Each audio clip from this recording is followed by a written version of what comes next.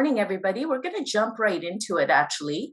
But before we begin, I would like to start by respectfully acknowledging that we are located on Treaty 6 territory, a traditional gathering place for diverse Indigenous peoples, including the Cree, Blackfoot, Métis, Nakota Sioux, Iroquois, Dene, Ojibwe, Saulteaux, Anishinaabe, Inuit, and many others, whose histories, languages, and cultures continue to enrich our vibrant community.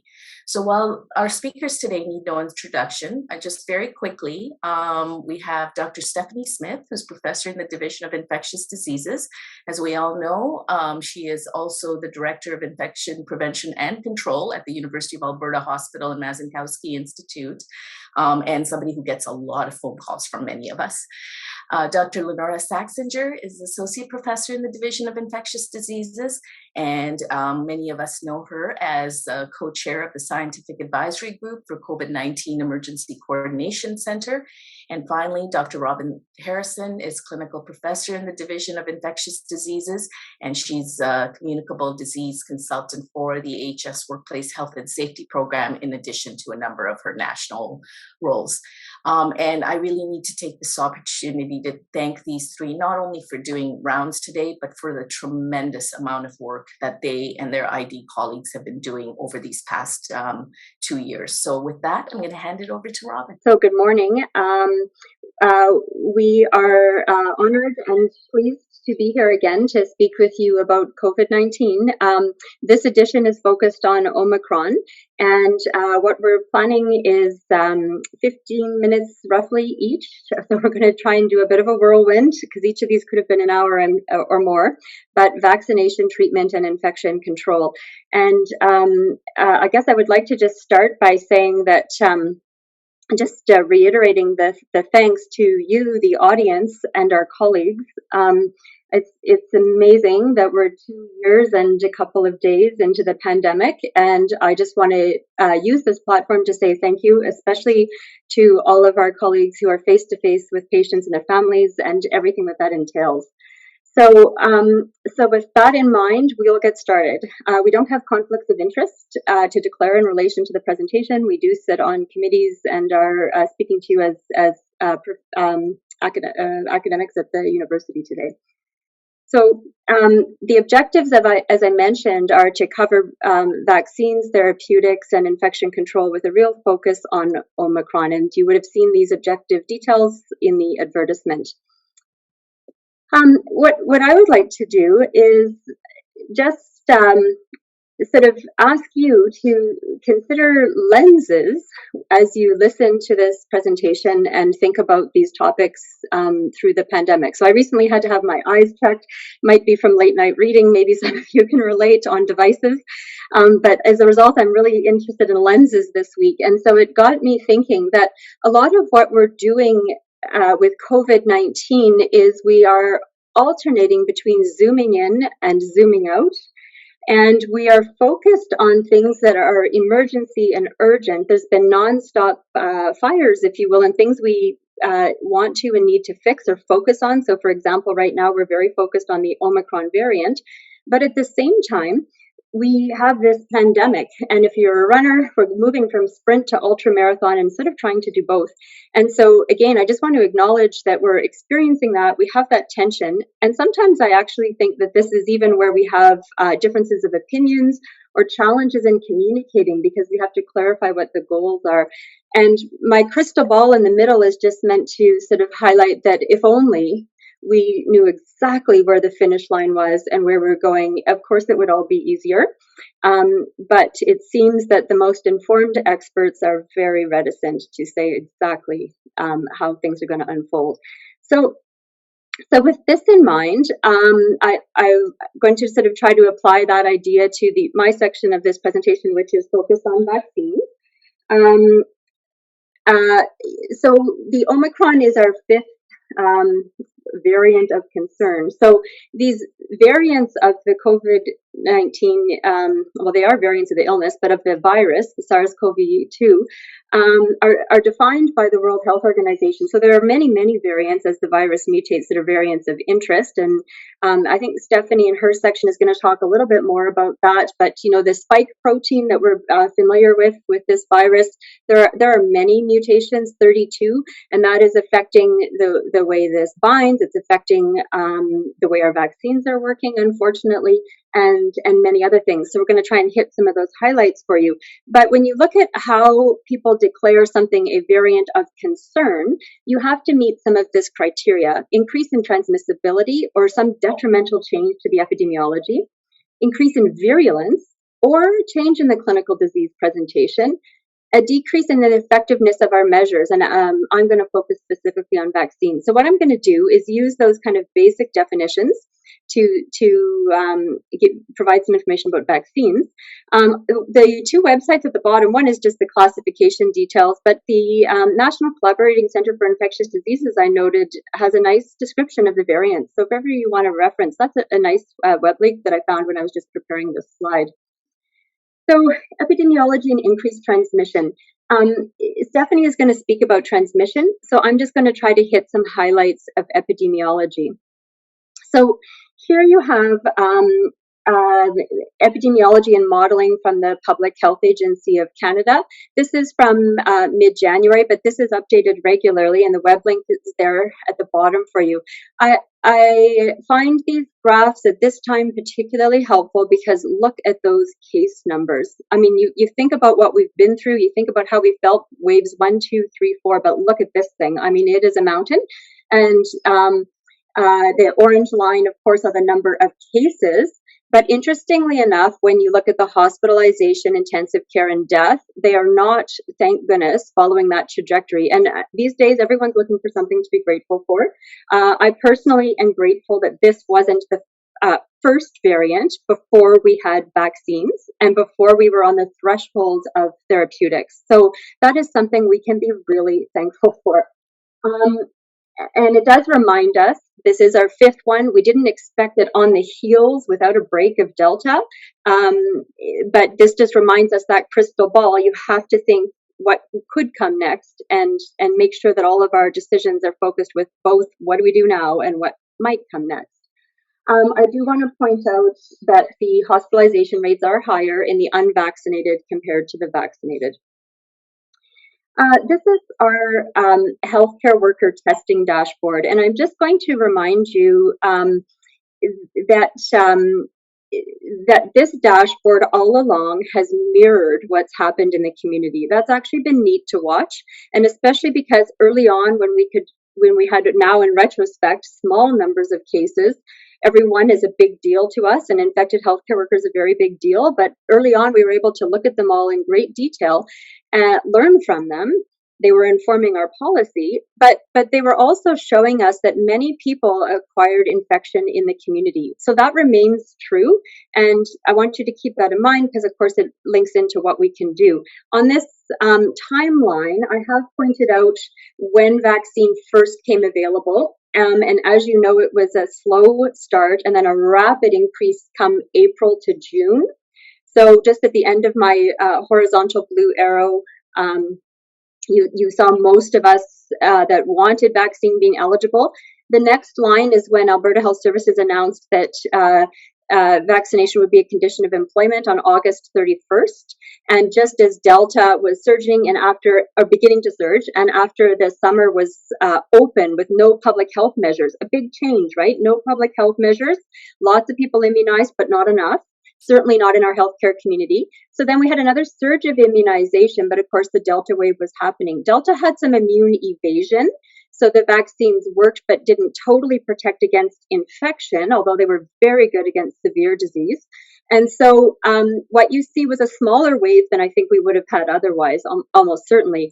And now here comes Omicron after boosters for healthcare workers were available. And just look at how immediate it is after Delta. Physicians, as you can see in my bottom row, very few infections until now, and things have changed. This is the physicians in more detail. So all these gray marks are physicians going for testing. I want to thank everyone. When you have symptoms, going to get tested. It was definitely the right thing to do, and physicians have been tested all along. We've been tested more than the general population, always checking, and sometimes infected. And what you see on your far right are the red is signaling to you that our percent positivity amongst physicians and workers is higher, and that mirrors the community. As you know, 40% positivity. We've never been here. There's a lot of virus out there. To put it sort of in perspective, we saw in the last 4 to 6 weeks as many, almost more than half of what we've seen in the entire pandemic to that point. I don't have the numbers here, but it's staggering. Significant number of people with new infections every day. So health system capacity, we're going to be affected by patients, but also our workforce. And so these things are part of the current epidemiology. So the takeaway message I want you to come away with is increased transmissibility. And as I said, Stephanie's going to address that. There is a short serial interval or incubation period. The incubation period is short. As you know, people are contagious a little before symptoms. And so the serial interval is short. So 2 days and the next person is getting symptoms. This is what we're seeing. So it makes that curve really ramp up quickly. And unfortunately, there is immune evasion, both from past infection, any immunity from past infection, and from vaccines.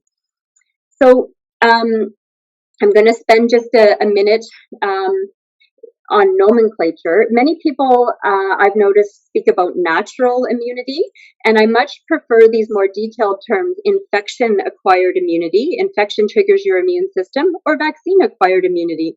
Vaccine is safer, but they both involve your own immune system. So I just take the word natural out of there. It's also natural, but you've got these two things.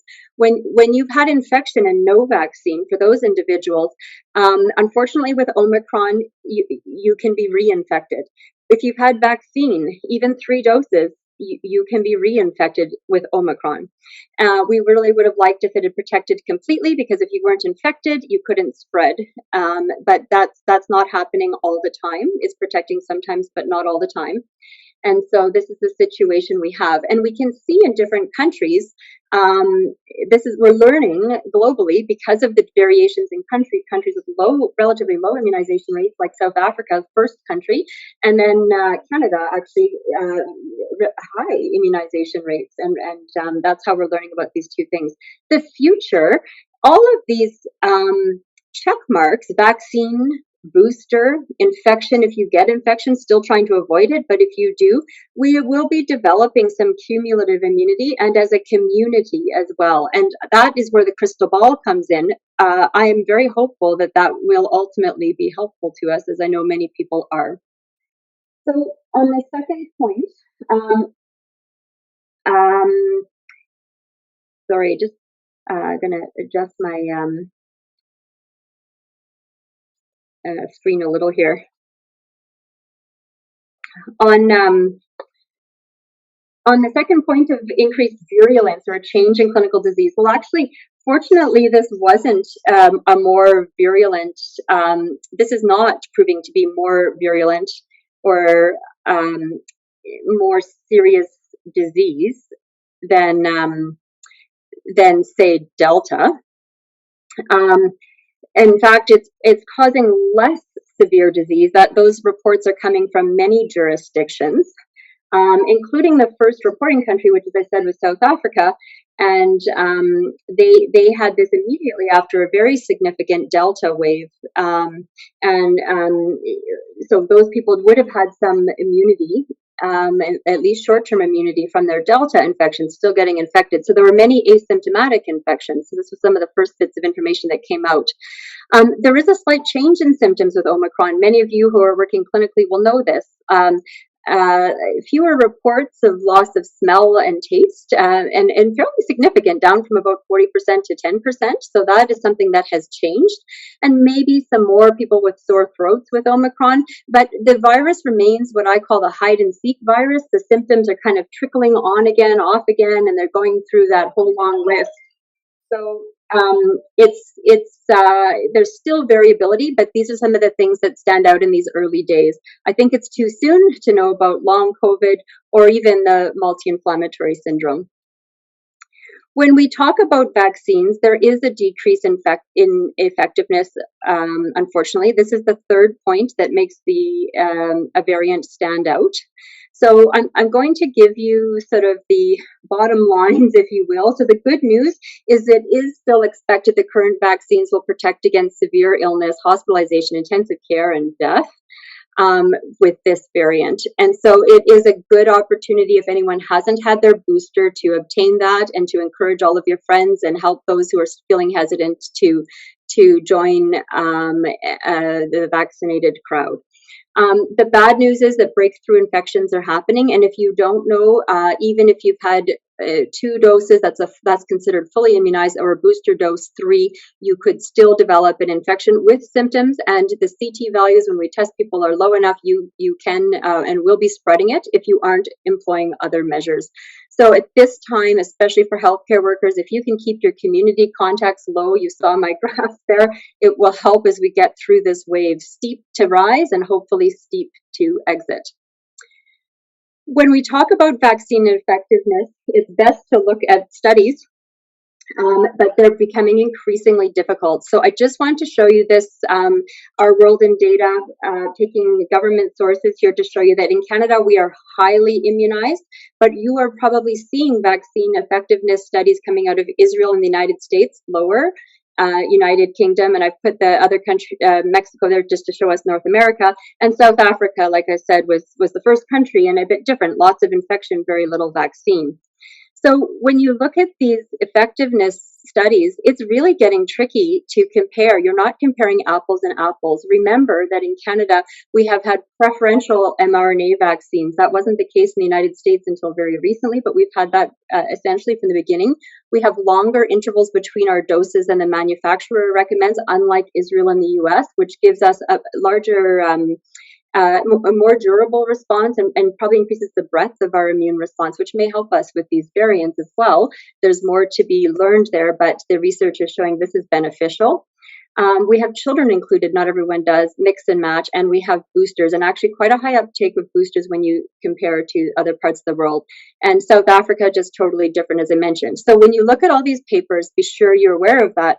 There's bias and confounding also in the way they're done. Test negative study designs, cohort studies. What's the population? Is it a young population, an older one like some countries are, and so on. So there's so much here that I just want to highlight. You simply cannot take the news headlines and draw quick conclusions.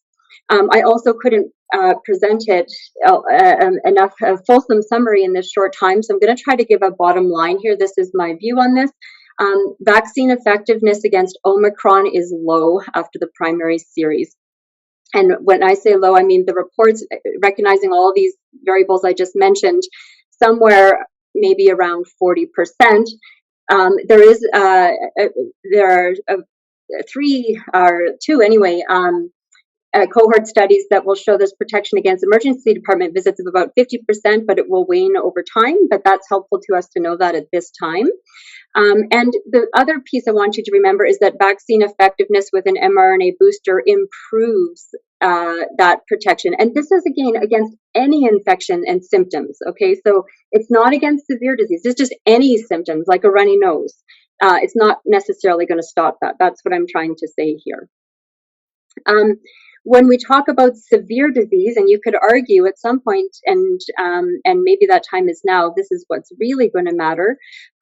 We do still have good protection with our primary series, so I really want to emphasize that is still good protection, and we're going to see more on this from our Canadian researchers in the very near future, I'm sure. We've had leaders on this topic, and so we're all going to be looking forward to that. Protection against severe disease can be improved with booster doses, and so that's also important to know. Many of you, I've noticed, have been looking at this Alberta health data. This is not Omicron specific, but this is the past 120 days combined. But again, if you're ever doubting vaccination, if you look, what I'm seeing people do is compare the rate in those 80-year-olds with 3 doses versus a 30-year-old who's suddenly, surpassing them. And Omicron does change this, but not to the extent that fortunately not to the extent that it's not still protective, particularly against those severe outcomes. You can see similar data if you look, for example, in the United States, and you see the bottom flat line is fully vaccinated with a booster dose, and still that primary series still holding strong through November and December. One of the tricky things about the literature now is in November there was Delta, and in December there was Omicron, and in the middle here there was all kinds of both. So things, and then of course in Canada we've had a decreased ability to test. So our numbers are getting harder and harder to work with, but this gives you a snapshot. There's protection through the vaccine. So now, what about infection-induced immunity? Will that add protection? I just want to highlight that there's emerging literature on this, and it's going to be very interesting. So these are small studies that I have here on the slides, 13 people in South Africa. The aqua lines are those who had vaccine before, and the other ones are people who may have had infection but not vaccine. What is really interesting is that this literature is showing that having an Omicron infection is seemingly providing protection against Omicron, Delta, other preceding variants. And so on the right-hand side of the slide, you see here one of my colleagues called this of mice and men. In mice, when they use naive subjects, at least in mice, it looked like there wasn't cross-protection antibodies against other strains. And yet when they used human sera that had an Omicron breakthrough after vaccine, it's as though the infection is boosting that former vaccine response. So there may be added protection for those who've had vaccine and Omicron. Again, we're striving not to get Omicron, but if you do, there may be a boost. So you can almost start to think of these things equivalent to like a vaccine boost. That's a gross oversimplification, but there may at least be that process going on so that there may be cumulative immunity. We get many questions about children, so I just want to spend a minute here to say that 2-dose mRNA vaccines are available. They're now strongly recommended for children. There's been a tremendous amount of safety evidence that's poured in since those initial very small trials, and so that's why you're seeing the recommendations strengthen. That's a normal progression, and it's good news. This has been a very good news story. Don't worry, it's not weight-based when you dose vaccines, and this is a lower dose. And that's okay. Some people ask about if their child is, the borderline of age doesn't matter, and it's okay at the dose that's recommended, and it's proving effective.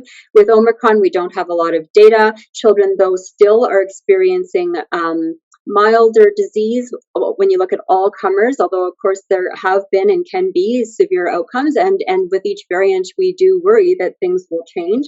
There has been an increase in pediatric admissions as well in many jurisdictions. A lot of it has been in children under 5 years old.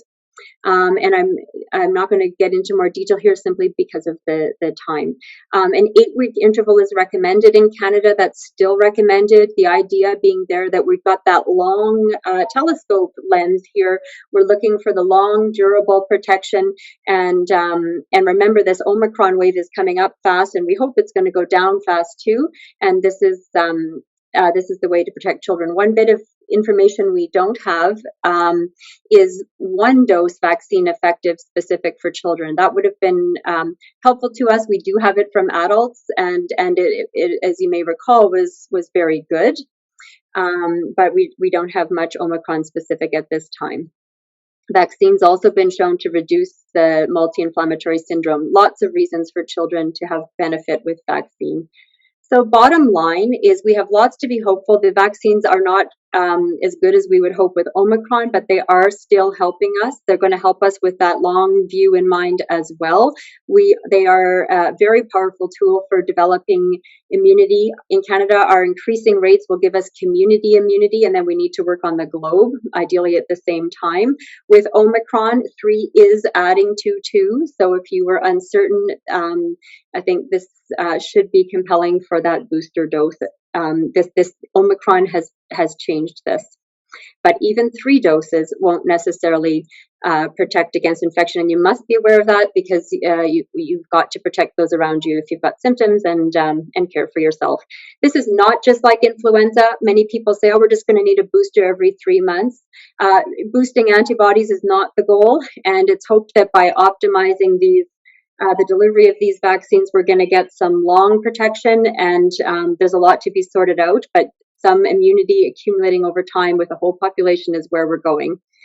We will have to see about Omicron-specific vaccines. As you probably know, manufacturers are working on them. And we have to remember there may be another variant around the corner. So part of what we do today is that long view, preparing for the next thing. It was really hoped that vaccines would bridge us to therapeutics. So I'm just going to close here and hand it over to my colleague. I'll just mention that that we have almost 3 million Canadians who've had no doses and many were hoping for a different type of vaccine. So those are coming. These are some hopeful things I want to share with you. We have lots of opportunity to share globally.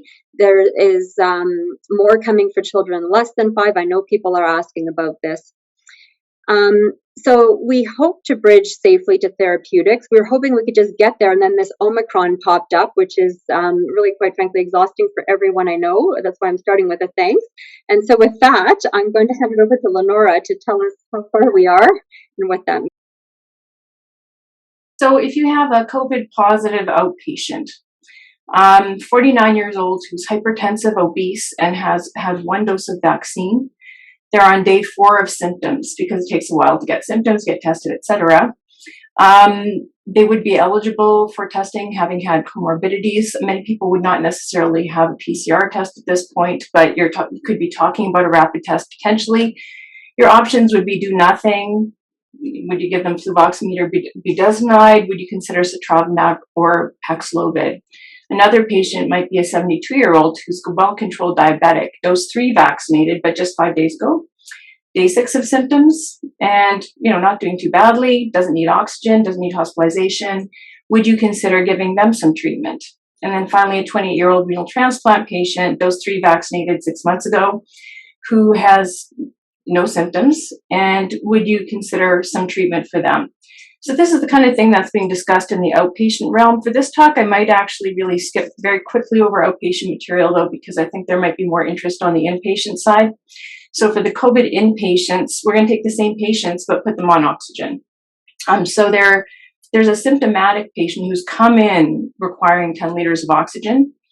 And what would you give this person? So they're vaccinated times 1, they're 49, remdesivir, dexamethasone, Regencov, which is monoclonal antibody therapy, or Dex plus, tocilizumab, whatever is available. 72-year-old diabetic, dose 3 vaccinated 5 days ago, so theoretically should have antibody, who's in for a stroke, who does not have clear symptoms, and they probably are nosocomially acquired, as far as you can tell. Would you do nothing? Would you offer them remdesivir? Would you actually give them sotrovimab? And a 28-year-old renal transplant patient, dose 3 vaccinated, 6 months ago, and this person is coming in requiring oxygen, but they're, a young transplant patient. What do you think they would get? So, if you just kind of think through these yourself, you can already see how complex this is. I think that one thing that's really important, and it's going to become more important, is that risk assessment is going to be key for the limited supply of COVID therapeutics that we have for the foreseeable future. And, they send around the availability of different medications. We run out of tocilizumab really fast. The tocilizumab alternates are often available. And then we also have these antiviral, then we also have the whole question about Omicron and how it changes our options. And so when we think about how to use these drugs and you have a person in front of you, you would like to treat them, but are they the right person to receive a limited supply drug? And are you offering them true benefit or not? And so I think that's going to be something that we're going to be seeing evolving with the guidelines as we learn more about risk for hospitalization with Omicron. And for outpatients, really the access to sotrovimab and Paxlovid will be incredibly risk-based. At the moment, I think the threshold for offering these therapies may be a little too low, in fact, but we'll see how the supply goes, because the studies actually were really very, very broad in their inclusion criteria. And then we look at patients who have a risk of progression. They're hospitalized, you're giving them what you can, but who should get the limited supply drugs and how do you assess that? So I guess I'm just foreshadowing that we're going to have to keep an eye on the risk information with Omicron because it does change. The publicly available BC data on hospitalization that I was able to access does tell us that, for the confirmed cases, the hospitalization rate is a lot lower. It's 1.2%. For us, usually the hospitalization rate has been between 4 to 6% of documented cases, but right now the documentation of cases is kind of out to lunch. So all the numbers shifted. And in the BC data, age was the strongest risk for hospitalization. When you control for vaccine status, that's not a surprise. People who are 80 plus had a 30-fold higher risk of hospitalization compared with a 5 to 19-year-old. And of course, the likelihood of hospitalization is greatly reduced by vaccination. It's reduced 10-fold by 3 doses and 4-fold by 2 doses. So the booster dose is crucial for Omicron protection versus hospitalization. It raises the rate or the risk of hospitalization is reduced about 60% by 2 doses, but more close to high 80% by 3 doses. And they had this nice table that we're going to try to get something similar to in Alberta. I've seen a draft of it, but it hasn't been cleaned yet. And it's a little different, honestly. So we really should be using our own data. But if we look at our first patient who's, late 40s and has had a single dose of antimicrobial, their risk of hospitalization is 2.2% in the BC context. Whereas our 70 to 79-year-old, their risk is 1.6%, which is not super high of hospitalization for your outpatients. So how do you try to target these ones who have a much, much higher risk of hospitalization? And notice this gradient from unvaccinated to vaccinated by age, which is true no matter how many comorbidities people have. So it's an interesting set of data to spend a bit of time with, but we don't have that time. The preliminary Alberta data, so don't take it too serious. Well, don't take it to heart and don't reproduce it anywhere. The single biggest risk factor for severe outcomes is under vaccination. So in this data set, which was quite limited, there's 0 or 1 dose gave you a 20-fold risk of severe outcomes, mostly hospitalization. Age 60 plus, depending on comorbidities and vaccination status, the odds ratio is 28 to 187-fold. And just 3 more comorbidities by any age, it's about 8-fold increased risk. So these all interact. So an under-vaccinated 40 to 6-year-old, so someone the age of Tucker Carlson, who's not vaccinated, who has comorbidities, and the risk of a vaccinated 80-year-old, if they both have medical conditions, they both have an estimated greater than 15% risk of hospitalization. So when we're seeing the individual patient, I think that context is important. Now, if we're taking those same patients and we're admitting them to hospital, so they're on oxygen, the 49-year-old has been vaccinated once, they've progressed because they have a higher risk of that, they're requiring 10 liters of oxygen. What do you think they should get? Should they get remdesivir dex, Regencov, dex plus tosibariceri? 72-year-old diabetic, well-controlled, dose 3 vaccinated 5 days ago, in for the stroke, no clear symptoms. And so they're actually kind of an outpatient, really. So 28-year-old renal transplant patient, dose 3 vaccinated 6 months ago. Do we treat them any different? These are so complicated. So this is a January 27th update of an algorithm. I would have to term this probably a work in process. And so if you have feedback on it, I'll be happy to forward that on your behalf. I think it starts to do the stratification and it starts to address the issue of combination therapy, but it's kind of challenging anyway. So if you think about your patient who came in on high oxygen flow, they should be prioritized. The ones who are already on high flow should be prioritized for dexamethasone and tocilizumab. If tocilizumab is unavailable, baricitinib has the next greatest amount of data, and sarilumab has less data, but is basically very similar in mechanism to tocilizumab. So if you call and there's no tocilizumab, ask about baricitinib, sarilumab. There's not a lot of sarilumab around, but I would use it if it's there. And for baricitinib, just remember that that is an oral drug with a 14-day course or until they're discharged from hospital. For our 72-year-old with a stroke who has two more comorbidities and is fully vaccinated, has no symptoms, this person is likely to have their own antibody, even though they're older. And if you remember that risk table, they actually don't have a very high risk of progression. And so this person, I don't think should receive treatment just because they're nosocomial. I think they should receive treatment based on their risk profile as we currently have it listed. Those risk profiles might be updated as we learn more. Then our 28-year-old with one comorbidity, but it's a big one, the renal transplant patient who's on a bit of oxygen, we would actually treat the same as anyone else on oxygen at this point because there's no data for sotrovimab in hospital that supports its use in hospital. It's really a pre-hospital drug or a basically not hospitalized for COVID drug, unlike Regencov.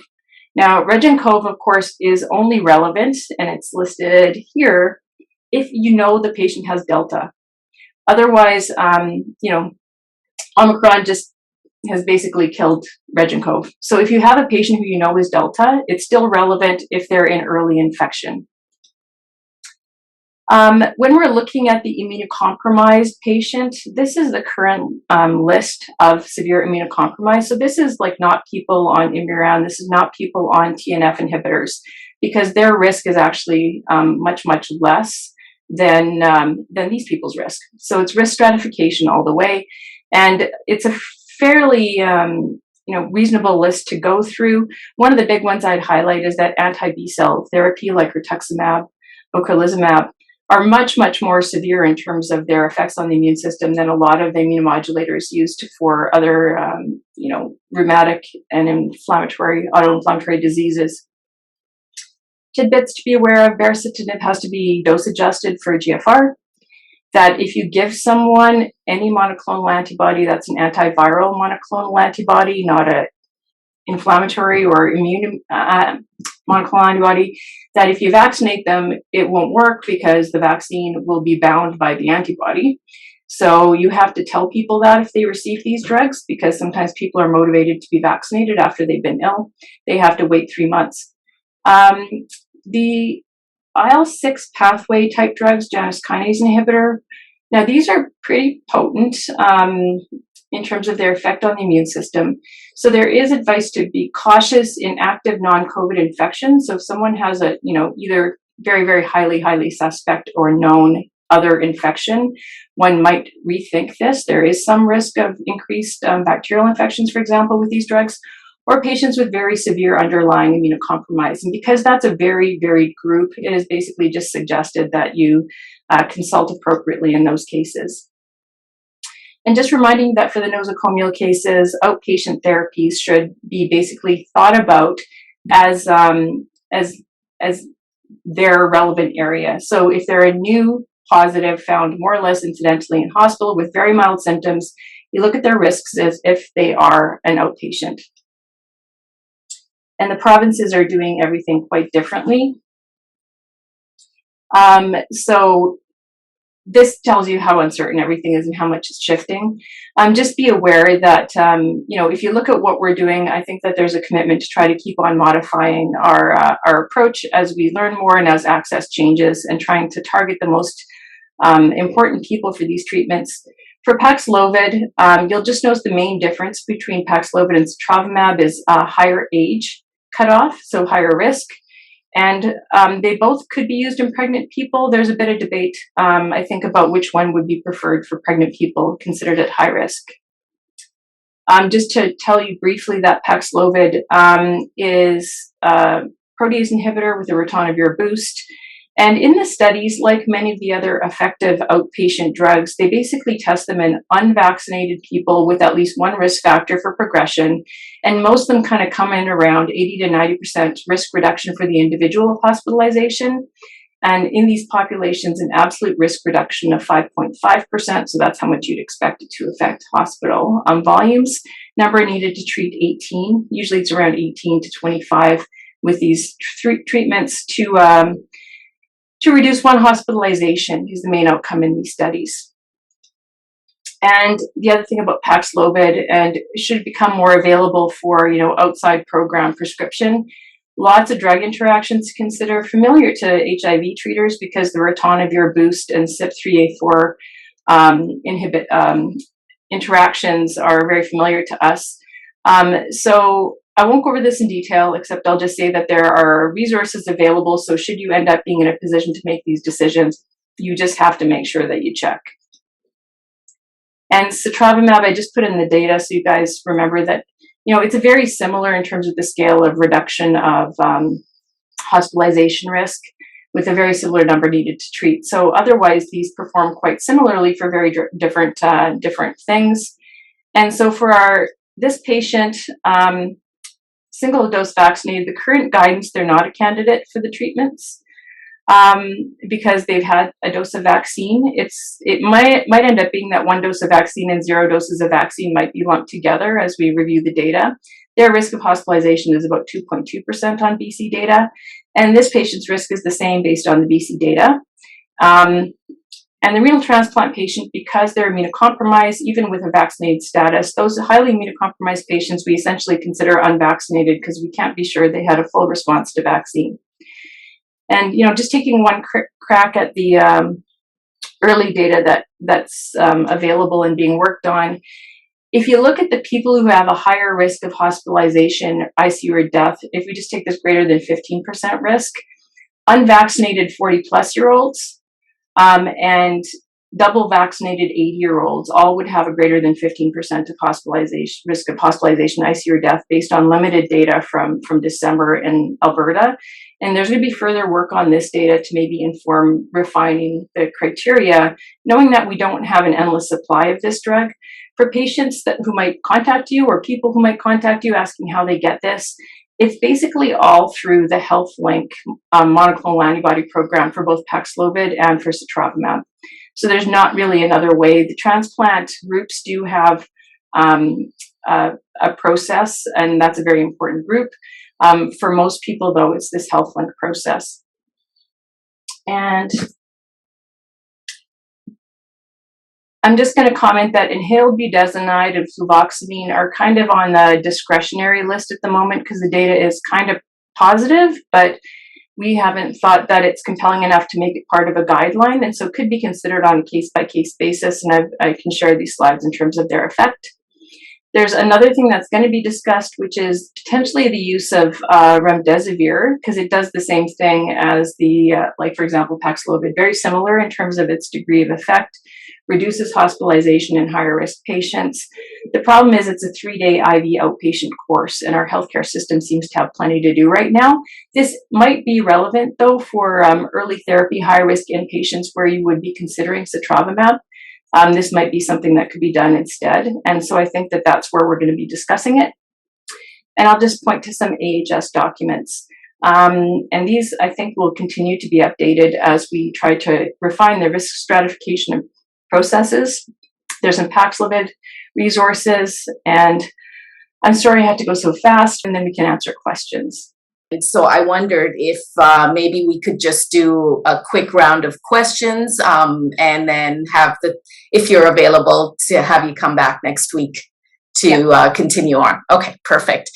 So why don't we go through the questions then? And I know some have already been answered online, but we'll just sort of start with some that started. Robyn, I don't know if you're still on the line, but there's a few questions around additional dosing. So what is your recommendation with regards to 4th dose for the immunosuppressed population? And would you recommend getting the same vaccine or a different, I'm assuming, mRNA vaccine? Thanks. Yeah, so good question. I'll give you, the bottom line is yes, an mRNA vaccine because they have the highest efficacy in the trials and effectiveness as well. So mRNA vaccine, technically either is a good choice. Now, Moderna for the non-booster was a higher dose, and Moderna has had better effectiveness. And so for immune compromised, where you're really trying to get the very best, you might choose that. And in fact, there is some leeway even, and in some jurisdictions, people considering using a higher dose for that booster. So Moderna does have that slight edge, if you will. So I think, and it is safe to mix and match the mRNA vaccine. So if someone had Pfizer as a primary series, you could use Moderna as the booster. It would also be acceptable to use Pfizer, and you would expect a similarly good response. So just to be clear, both are excellent, but there is that slight advantage with Moderna. Okay. And you would recommend the fourth dose? Yes. Yeah. Okay. So it's sort of the way it's framed is that for immune compromised, the primary series is actually 3 doses, so their booster is a 4th. And then Lynora, I know there's been a lot of confusion with regards to the recommendations because they're coming out so quickly, and I know you guys are trying to keep up and so on. But there is a question that I think is very important around how much pharmacy will be able to guide when, because as we all know, we've got individuals that may not be able to keep up on the literature doing this, our COVID units and things like that.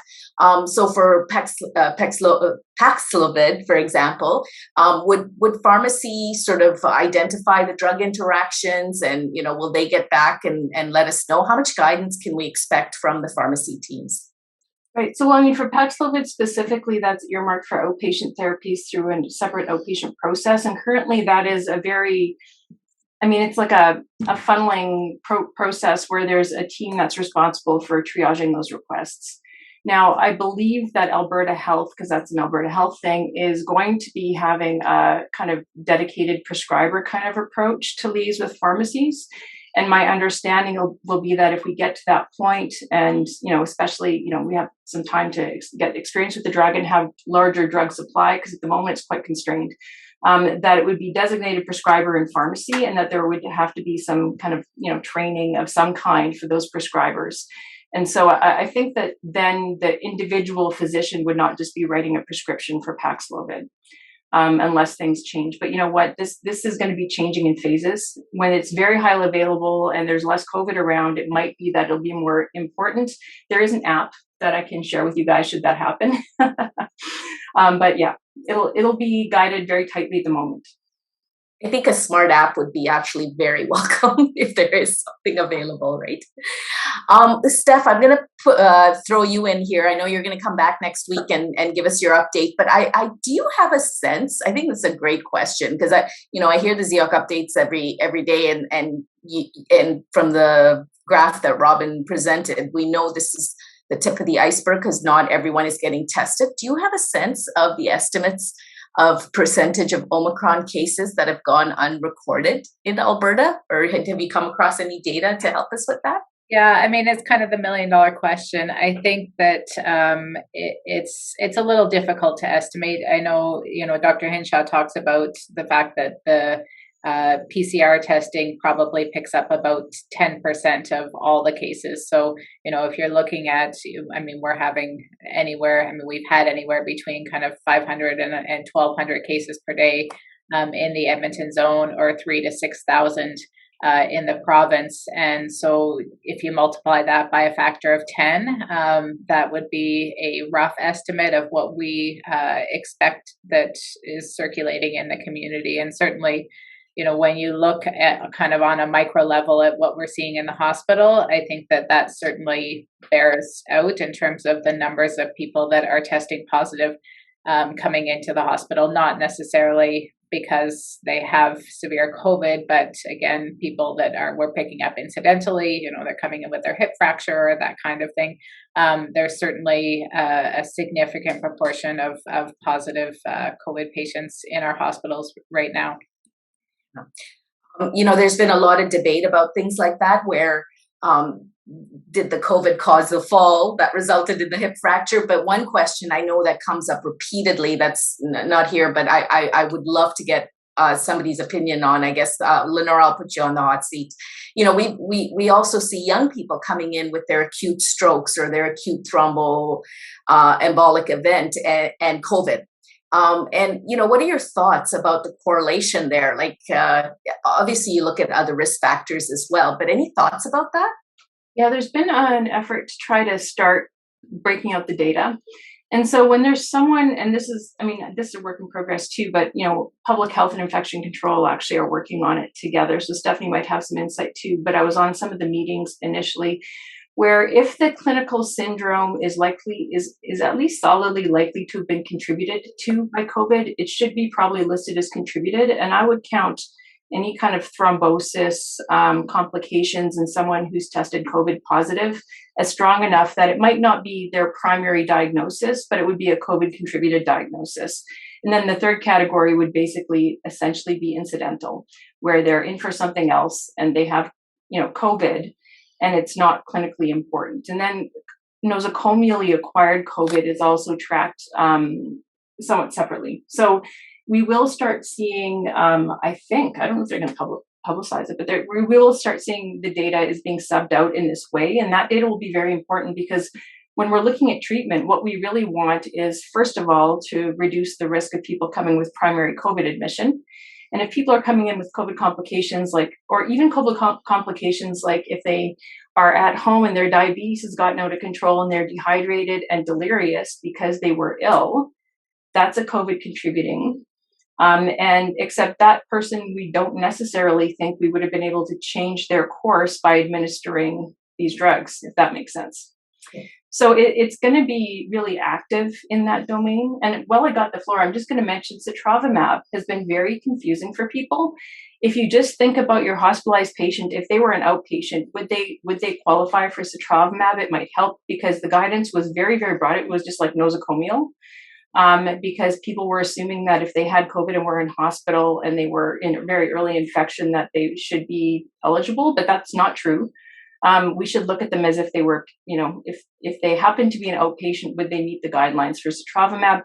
And sotrovimab data is very strongly time dependent. And so if they're in the first 3 to 5 days of symptoms, then you would expect to have some benefit. And if they're unvaccinated or extremely under-vaccinated, you expect benefit.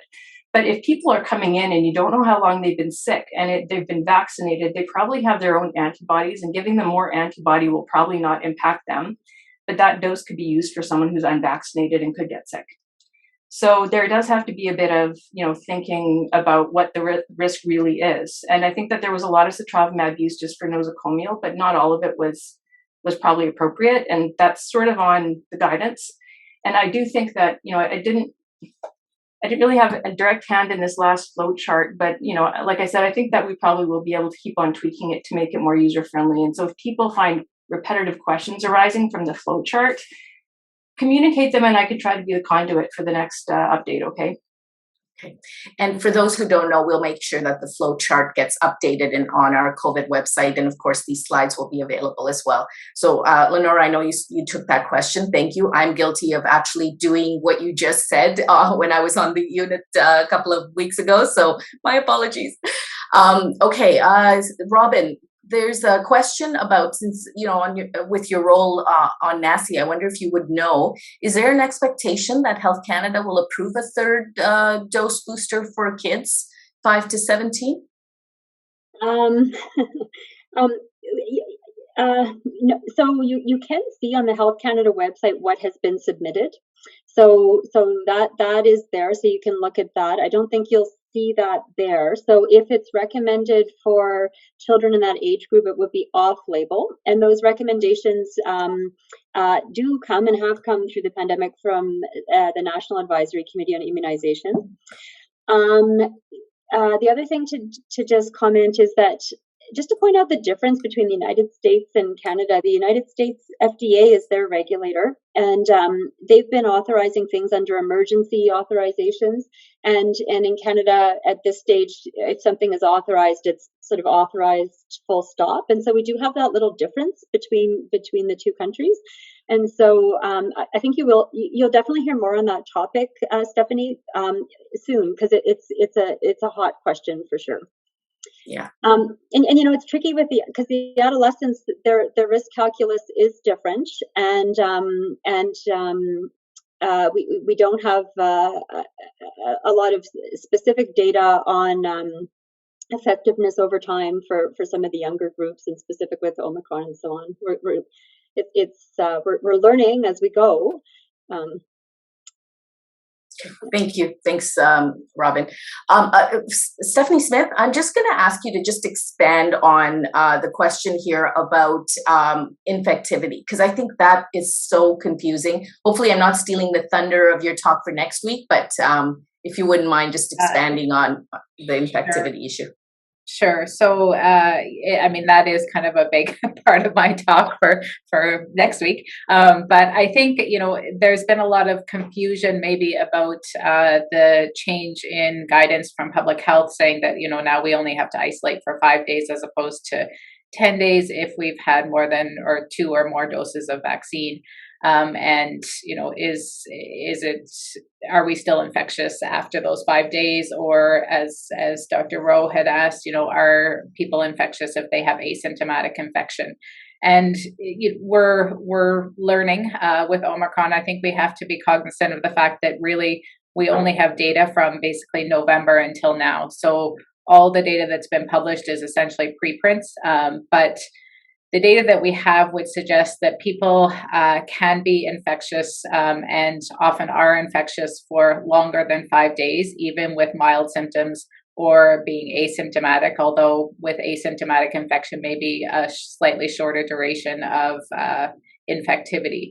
So I think that, while throughout the pandemic, we've learned that certainly in the early part of infection is the chance of where we have the highest viral loads and the most forward transmission. So it is in that kind of 1 day before to 2 to 3 days after the onset of symptoms that we're most infectious. But, there is a slow waning of infectivity, and it does cross that 5 day mark. And even in asymptomatic people, you could still be shedding infectious virus for longer than 5 days. So, certainly the 5 days, I think, is a pragmatic approach. And, the decision was made really to try to keep our workplace functioning. But I think we have to be cognizant of the fact that, yes, there still is that chance that you're infectious. And, again, that's getting back to the PPE. That's why, being very careful with your PPE is still really important. So you may be feeling great and have very few symptoms after your, 4 days of 5 days of isolation and want to come back to work, and you're allowed to come back to work. But you have to realize that, you still could be slightly infectious, and you need to be very careful. I think that's a great, sort of teaser for next week, because there's a lot of questions around that. Robyn, you have your hand up.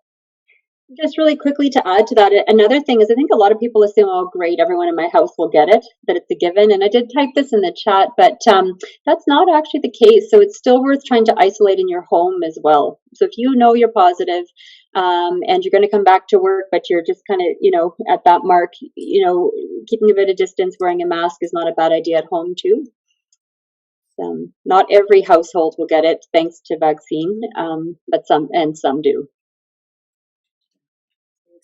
Okay, I think last question, Lynora, you're back from your page. Lynora's on service, so she's multitasking.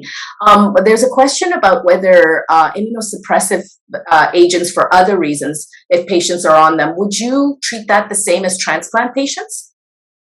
That's a really hard question because it depends on the agent. And for example, like, tacrolimus is higher risk than mycophenolate is higher risk than, so I'd say that for those kind of case by case things that you want to actually do an updated search on that particular agent. And so that would be kind of a consultation kind of call reason. And for those people who are immunocompromised who might, be more eligible for outpatient therapy, the one comment that I don't know if we really elevated is, if you know people or are looking after people who are still at high risk in spite of being fully vaccinated, they have to be told to get tested because they're eligible for testing because they're high risk early, because all of these treatments are really early treatments. And so if there's a chance you're eligible, you should get tested early. There is capacity for those people to be tested. And then the risk stratification step is the next step. But first, the problem is if no one's getting tested early, they're outside the window by the time it's even considered. And so for all of those patients who kind of are in that immunocompromised box, first thing is get the diagnosis right, and then the next step is the risk stratification. And, to be honest, I think that the immunocompromised list is overall quite good, but there is a need to continually look at it again as well. If we look between provinces, it's different even. And so there's this kind of constant need to feed data into these systems to update them. So never look at a paper copy of any of this because it might be out of date is the other thing to be aware of. Or at least don't carry it around for a long time, okay?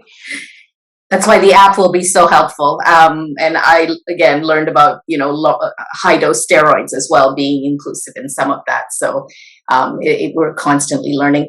So first of all, I need to apologize to the audience and to these three, because I obviously did not consider the amount of information that's there that people want to know.